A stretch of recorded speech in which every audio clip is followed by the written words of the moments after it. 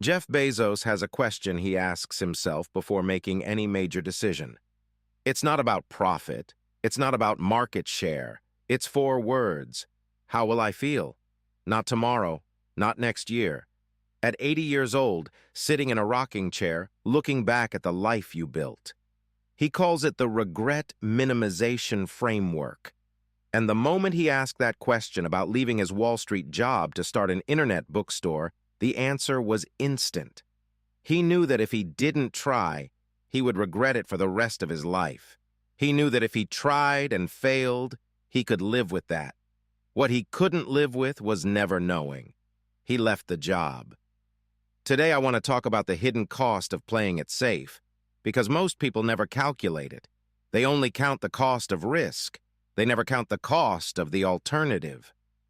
There is a study out of Cornell University, one of the most replicated findings in all of behavioral psychology. Researchers asked elderly people near the end of their lives a simple question: what do you regret most? The answer was not what they had done. It was what they hadn't. The failed business, the relationship they didn't pursue, the move they were too scared to make, the conversation they kept delaying. Overwhelmingly, when people looked back from the vantage point of a full life, the things that haunted them were not their failures. They were their hesitations. The researchers called this the inaction effect. Failures fade. Regrets about inaction compound. Think about that for a moment. The things you're most afraid of doing right now, the risk you keep postponing, the thing you tell yourself you'll do when the time is right. Statistically, that is what you are most likely to regret. Not trying it, not the outcome, the not trying. Here's why this happens. The brain is wired for a very specific kind of safety calculation, one that was useful 40,000 years ago and is now leading millions of people in the wrong direction. When your ancestors faced a choice between action and inaction, action carried real physical risk. Move toward the unknown, you might get eaten. Stay put, you survive another day. The brain's risk system evolved to weight action as dangerous and inaction as safe. But that is not the world you live in. In the modern world, the actual risks are almost never physical. They are social, financial, professional. And, critically, inaction carries its own risk that your brain systematically underweights. The slow erosion of potential, the atrophy of identity, the compounding weight of what you never became. Neuroscientists call this asymmetric loss aversion.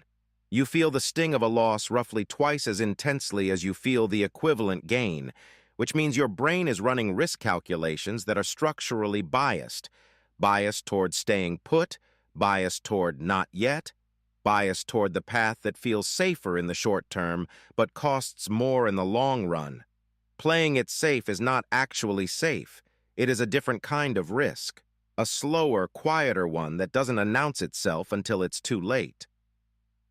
In 1944, a 29-year-old poet named Dylan Thomas wrote a short verse to his dying father. It became one of the most famous poems in the English language. You probably know the opening line. Do not go gentle into that good night. Rage, rage against the dying of the light. Most people read it as a poem about death. It is, but it is also a poem about regret. Thomas watched his father, a man who had spent his life cautious, careful, contained, beginning to dim. And what Thomas saw in those final weeks was not peace. It was fury. The fury of a man who finally understood what he had not done. Rage, rage against the dying of the light. That rage is the sound of inaction calculating its full cost.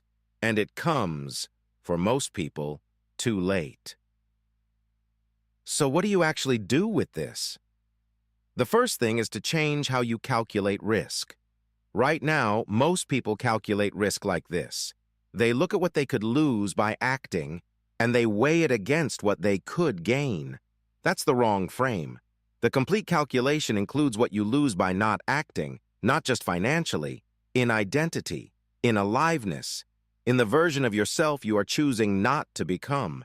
Jeff Bezos' framework does this explicitly. At 80, looking back, will I regret not trying? That single reframe pulls the long-run cost of inaction into the present moment, where your brain can actually feel it. The second thing is to distinguish between reversible and irreversible decisions. Bezos talks about this too. He calls them one-way and two-way doors. Most decisions, even the ones that feel enormous, are two-way doors. You can go through, look around, and come back if it's not right. The cost of trying is almost always recoverable. The cost of never trying is not. The third thing, and this is the one people skip, is to actually name what you're afraid of. Not the vague feeling of risk, the specific outcome. Write it down. Most fears, when forced into specificity, collapse. What exactly happens if this fails? Can I recover from that? How long would it take? Would I survive it?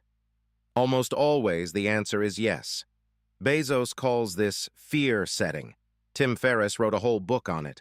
The Stoics practiced it 2,000 years ago under the name premeditatio malorum, the premeditation of evils.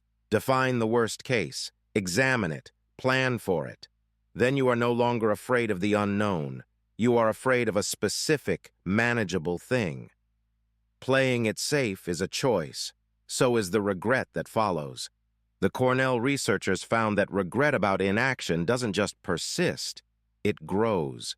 As time passes, the memory of your failures softens, the sting fades, but the memory of what you didn't do, who you didn't become, the door you chose not to open, that gets sharper, not duller. You are not choosing between risk and safety. You are choosing between two different kinds of risk on two different timelines. The question isn't whether you can afford to try. The question is whether you can afford not to. At 80, in that rocking chair, what are you going to wish you had done? In the next video, we go deeper into the neuroscience of fear itself. Why the brain manufactures worst-case scenarios that almost never come true, and the specific technique that interrupts that cycle at the source. That one is worth waiting for. Subscribe so you don't miss it. I'll see you there.